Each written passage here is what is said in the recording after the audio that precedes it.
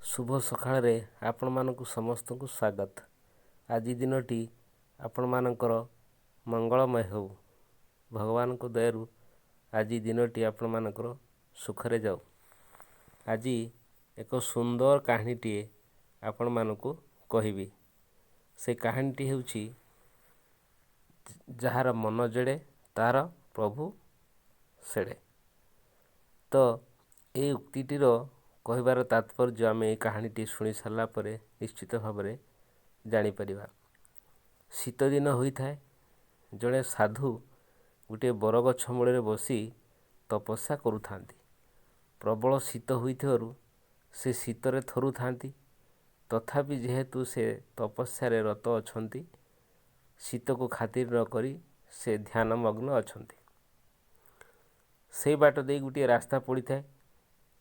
से बाट दे शह शह